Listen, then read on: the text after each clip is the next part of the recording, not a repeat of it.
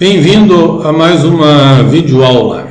Nesta videoaula eu vou trazer uma aula sobre subespaços vetoriais. Então é importante, antes de você continuar assistindo essa aula, você tenha visto um conceito de espaço vetorial, visto alguns modelos, visto alguns teoremas, algumas propriedades. Tá? A grosso modo, um espaço vetorial é um conjunto munido de duas operações. Então trata-se de uma estrutura algébrica, né?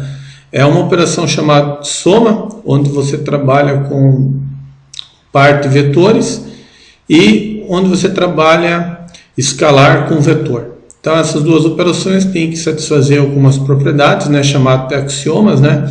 Então essa estrutura é chamada de espaço vetorial, né?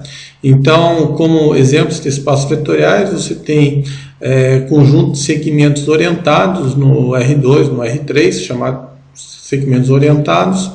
Você tem conjunto de matrizes, conjunto de funções, conjunto de polinômios, né? O que interessa são como são definidas as operações nos conjuntos, tá? Bem, eu tenho uma descrição geral do que a gente entende por espaço vetorial. Então, se você não viu esse conceito ainda, para você poder acompanhar melhor essa aula, é interessante que você tenha ou tenha visto, ou então procure antes consultar, ver, estudar, antes de continuar assistindo essa aula, ok?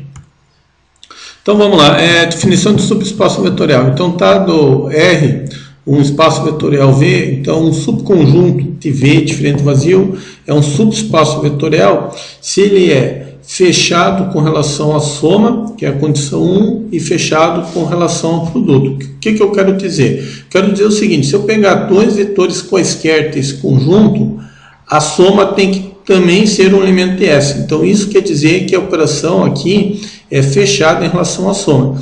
E se eu pegar um escalar qualquer, um número real qualquer, e fazer um produto com um elemento qualquer de V, o resultado também tem que ser um elemento de S. Tá? Essas duas condições aqui implicam que S é um subespaço vetorial. Tá? E todas as propriedades de soma e de produto de espaços vetoriais aqui também continuam sendo válidas, né? Tá? Essas operações, porque como as propriedades valem para todo o espaço vetorial, em particular vale para os elementos de S, né? Então é como que esses elementos herdam, as operações aqui dentro têm as mesmas propriedades que as operações no espaço vetorial, né? Tá ok? Então vamos ver alguns exemplos de subespaços vetoriais para a gente entender melhor este conceito. Bem, antes de a gente ver os exemplos, tá? Uma maneira fácil sim, de identificar que se um determinado conjunto é ou não subespaço vetorial é o seguinte: tem o que a gente chama de condição necessária, essa proposição aqui. Essa proposição diz o seguinte: dado um R espaço vetorial V, se S contido em V é um subespaço vetorial, então o vetor nulo, que eu estou representando por um OTIL aqui, também tem que ser um elemento de S. Ou seja, isso aqui é uma condição necessária. Se S é um subespaço vetorial, então esse conjunto tem que necessariamente conter o vetor nulo. Por que é chamado de condição necessária? Porque a recíproca não é verdadeira. Se esse subconjunto contém um vetor nulo, ele pode não ser um subespaço vetorial. Mas se ele não contiver um vetor nulo, ele já não é um subespaço vetorial. Tá? Parece um pouco complicado, mas isso aqui vai ficar mais claro na medida que eu for expor alguns exemplos aqui. Então eu vou pegar um espaço vetorial bem simples, que é o R2 com as operações usuais, né? Um dos modelos mais simples de espaço vetorial. Então aqui você considera então aqui o R2 com as operações usuais que você conhece, né? Você pega a soma de dois pares ordenados, soma coordenada a coordenada, multiplicação escalar com par ordenado, multiplica cada par por esse escalar. Então são as operações usuais. Vamos considerar esse conjunto aqui lá no R2.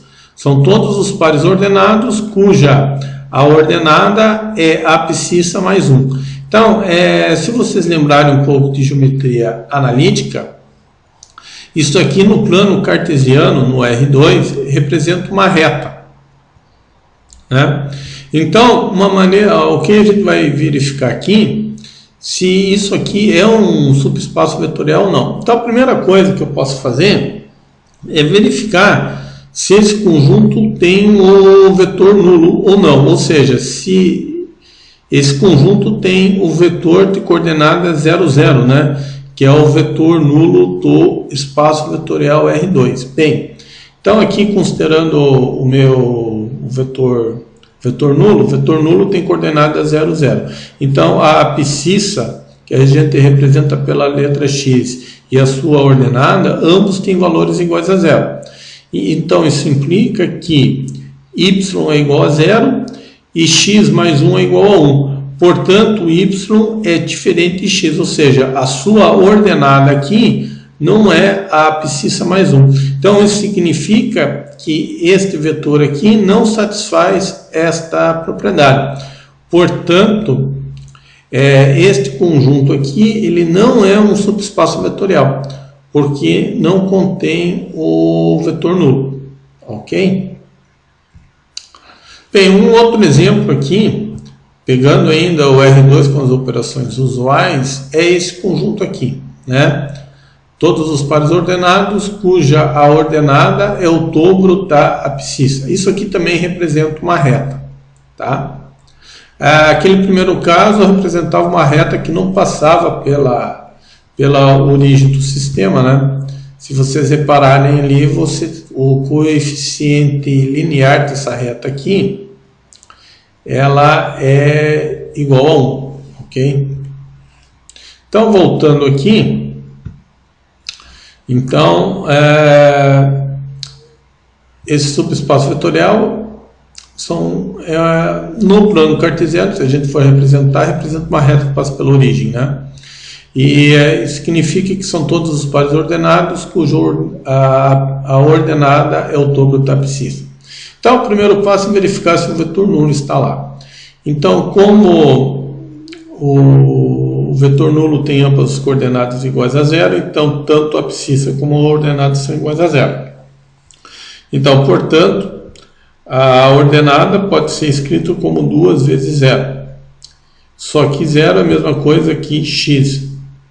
Então, a ordenada é o dobro da abscissa. Então, a gente mostra aqui que esse par ordenado, esse vetor, satisfaz essa propriedade porque o dobro de 0 é igual a 0, ou seja, a ordenada é o dobro da abscissa. Então, portanto, o vetor nulo pertence ao conjunto S. Bem, por aqui ainda eu não consigo dizer se esse conjunto é ou não um subespaço vetorial. Então, aqui para fazer isso, eu vou admitir que existe um... Então, agora eu vou ter que verificar, olhar lá para a definição e verificar essas condições. Então, primeiro eu vou ter que pegar dois vetores quaisquer, e verificar que a soma é fechada, ou seja, na hora que eu somar esses vetores, esse vetor está lá. Mas como a proposição aqui é para todo, então eu tenho que pegar vetores arbitrários, eu não posso particularizar, tá? E aqui é a mesma coisa, eu tenho que pegar um vetor qualquer e um escalar qualquer e provar que o produto sempre cai, independentemente de quais os elementos que eu vou selecionar. Então eu tenho que pegar um elemento arbitrário, por causa desse quantificador universal aqui, tá ok? Só para deixar claro, então aqui eu vou fazer o seguinte, então isso aqui, como para generalizar, eu vou chamar um dos vetores de V1, tem coordenada x1 e y1. O outro vetor, para eu generalizar, eu vou chamar de x2 e y2. E eu vou admitir que ambos esses vetores estejam em S.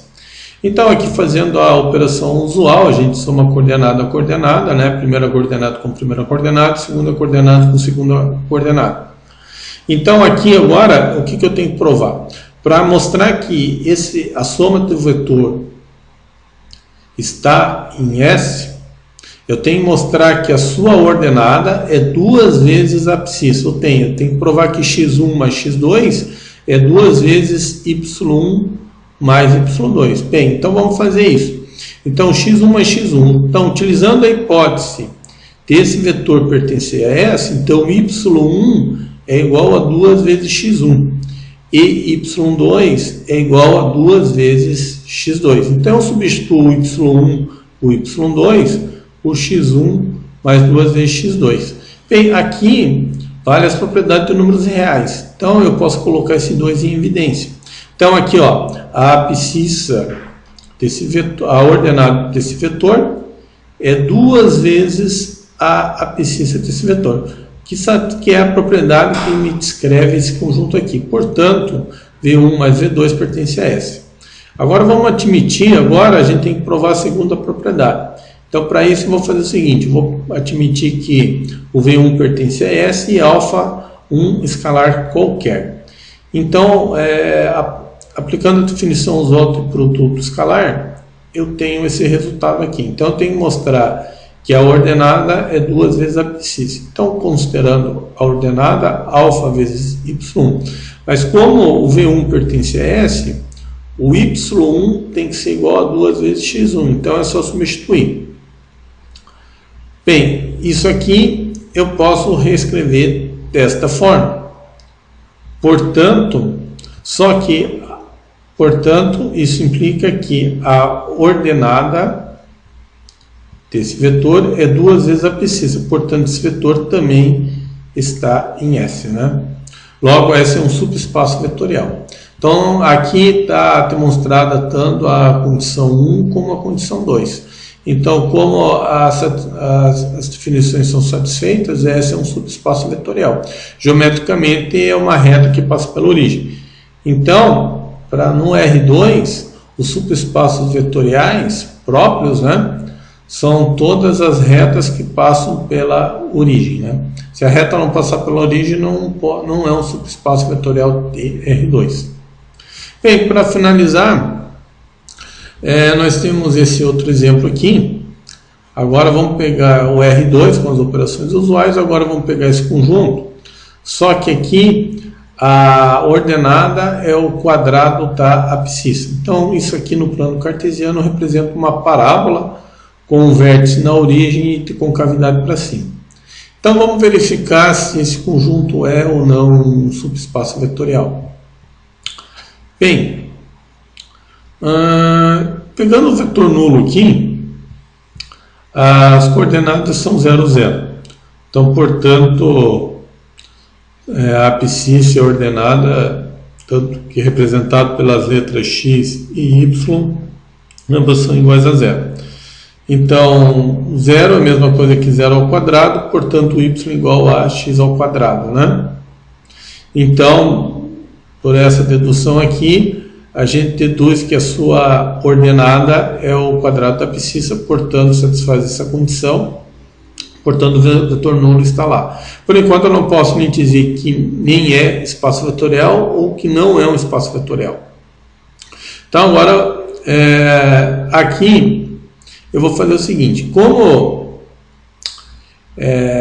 eu quero mostrar que esse conjunto não é um espaço vetorial, quando eu quero mostrar que não é um subconjunto não é um espaço vetorial, eu vou fazer o seguinte, eu vou ter que exibir um exemplo aqui, quando eu quero provar que não é.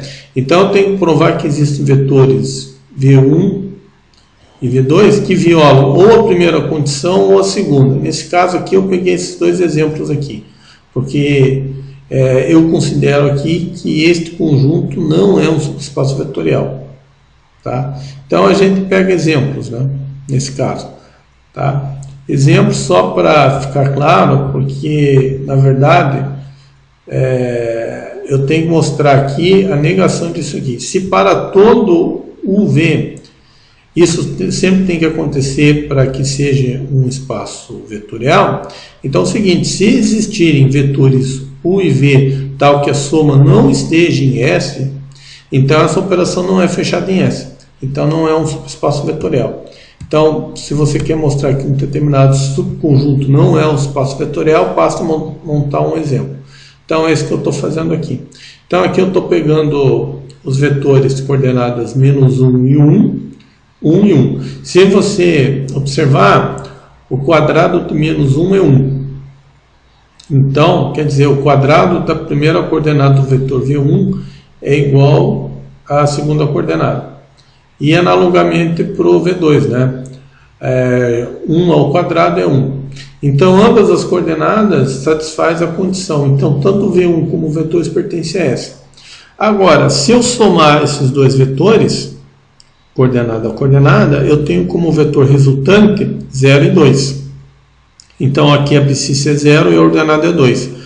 Quando eu faço x ao quadrado, eu tenho 0, e quando eu faço, e aqui y igual a 2. Portanto, y é diferente de x ao quadrado. Então, a sua ordenada não é igual ao quadrado da abscissa. Portanto, essa soma não está no conjunto S. Logo, S não é um subespaço vetorial. Bem, vamos sair daqui. Eu vou só... Vamos olhar lá no GeoGebra. Então, é o seguinte, o primeiro caso ali, o primeiro exemplo que eu passei, seria essa reta aqui, seria y igual a x mais 1. Então, isso aqui não é um espaço vetorial, porque não contém o vetor nulo, ou seja, essa reta não passa pela origem. Então, os subespaços próprios de R2, para a reta ser um subespaço vetorial de R2, necessariamente tem que passar pela origem. A reta, o segundo exemplo que eu passei, era a reta y igual a 2 vezes x, então essa reta que passa pela origem. Tá? Então essa reta é um subespaço vetorial, porque se eu somo vetores contidos nessa reta, o vetor resultante vai ser um vetor também contido nessa reta.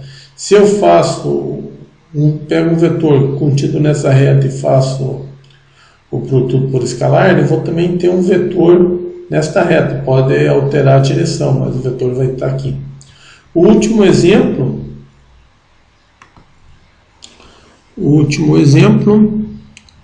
é uma circunferência, né? É o caso de y igual a x ao quadrado. Naquele caso, eu peguei esses dois vetores aqui, né? O vetor de coordenadas menos 1 e 1 e o vetor de coordenadas 1 e 1. Lembrando que pontos no plano cartesiano eu posso identificar como vetores, tá? Vetores com origem no sistema. Bem, se eu faço a resultante, a soma desses dois vetores, usando a regra do paralelogramo, eu tenho como resultado esse vetor em vermelho. E se vocês repararem, esse vetor em vermelho não pertence à parábola, ao subespaço aqui. Tá? Tanto é que, geometricamente, esse vetor está fora, né? A extremidade desse vetor aqui não está sobre a parábola. Então, significa que este vetor W ele não pertence ao subespaço vetorial dos vetores em que a ordenada é o quadrado da abscissa. Então, é um exemplo de que não é um subespaço vetorial, apesar de conter o vetor 0, 0. Tá? Então, geometricamente é isso. Bem, nessa aula foi isso. Tá? Eu fiz poucos exemplos, eu peguei um espaço bem simples, porque eu não quero que esse vídeo fique muito longo, é só para dar uma base para vocês. Tá? Os demais exemplos vocês podem procurar no Steinbrook, tá? Então, por hoje é isso. Então, até uma próxima aula. Até mais, então.